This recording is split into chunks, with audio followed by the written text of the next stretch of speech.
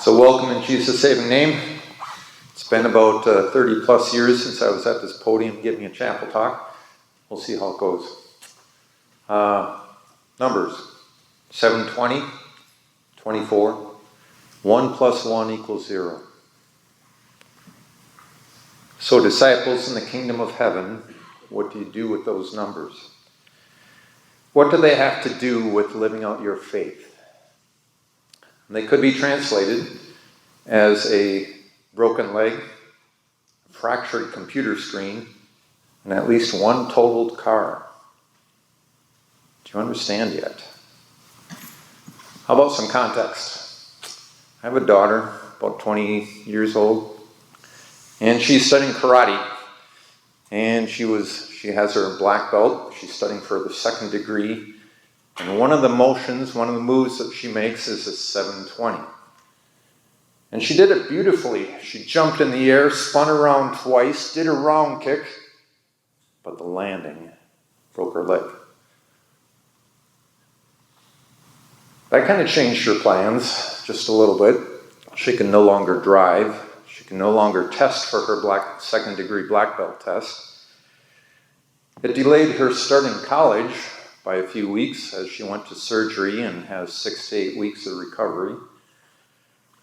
But she's getting along.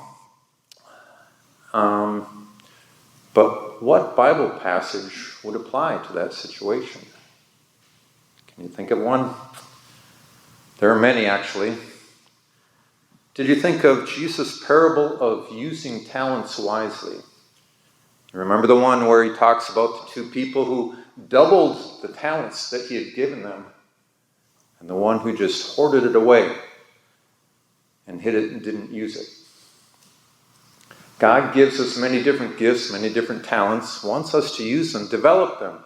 And when you're an athlete, you're using your talents, you're training, you're trying to succeed to God's glory. Think of those football players crossing the touchdown line into the end zone, giving praise to God for what they were able to accomplish with their training, with their talents, with their gifts. Also reminded me of the Apostle Paul references to running the race, disciplining yourself, going through what it takes in order to be able to succeed and win that victory crown, how you discipline your body and your Christian living. Because you're aiming for a different kind of crown, the crown of heaven itself. And so you have that goal in mind of reaching heaven. You're disciplining yourself so that you get there. And there are many other passages. You can ask your coaches which ones would apply. What about the second number, 24? That's the size of the computer screen. It was on my desk. Someone knocked it down, and now it's fractured. The little dancing box only shows up on a third of the screen now. When it happened, I was able to put it aside, grab an old, smaller one, set that one up, and we were back in business. How you handle things, your attitude towards things, makes a difference. What Bible passages would apply here? Well, forgive 70 times 7, and the parable that followed after, as Jesus has forgiven you. I could have raged and roared and gotten all disappointed about how I lost that computer screen, and now I had to deal with a small little screen that my windows no longer fit on very well. But instead I chose to handle it lightly and think about Job. The Lord gives, the Lord takes away. Blessed be the name of the Lord. I thought of Peter's, the day of the Lord will come like a thief. On that day the heavens will pass away with a roar, the elements will be dissolved as they burn with great heat, and the earth what was done on it will be burned up. Therefore, since all these things will be destroyed, what kind of people ought you to be, living in holiness and godliness as you look forward to and hasten the coming of the day of the Lord?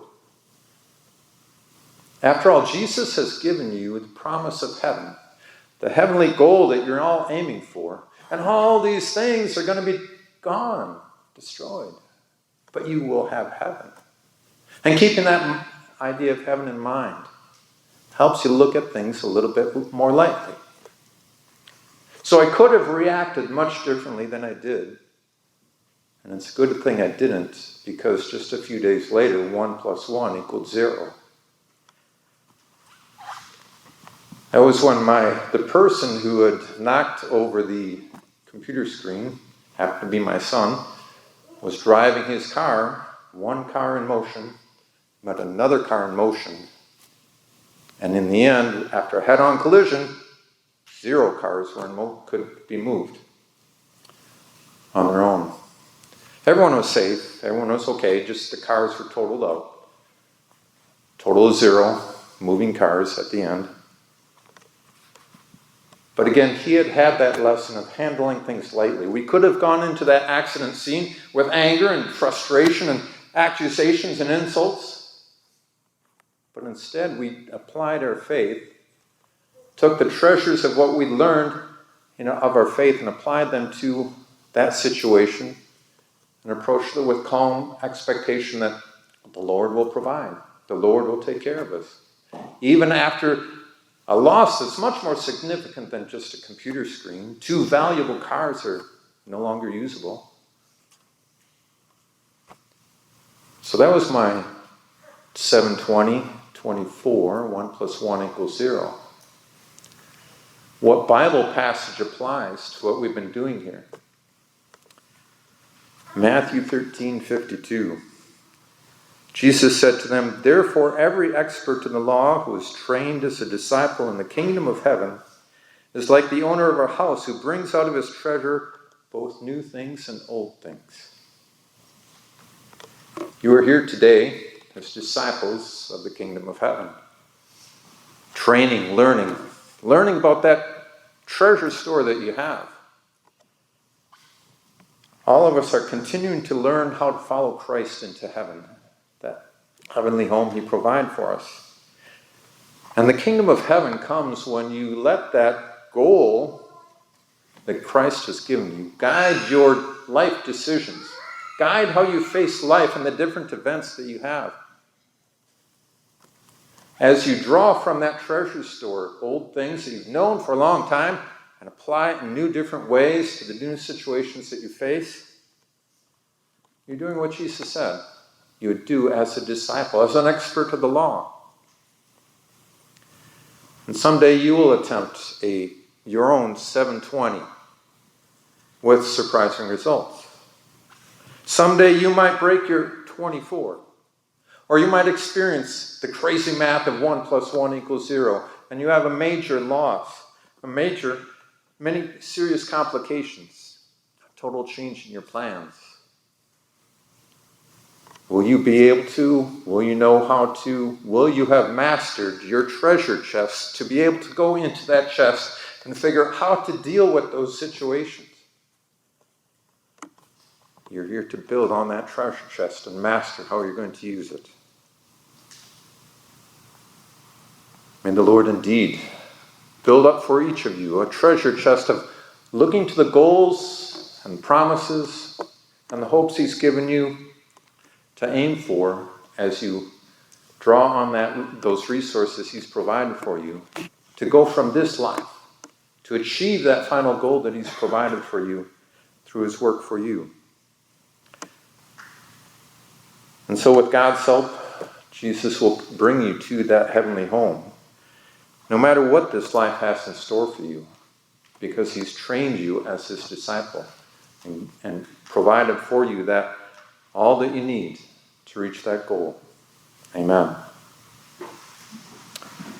And so what hymn applies?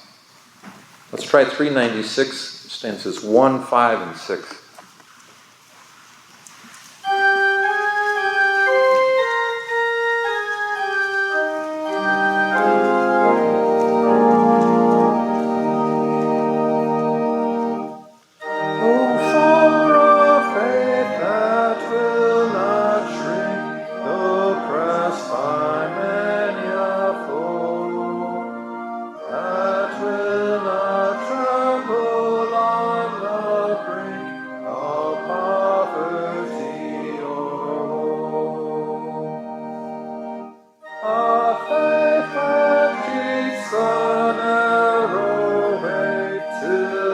Life's last spark is fled, and with a pure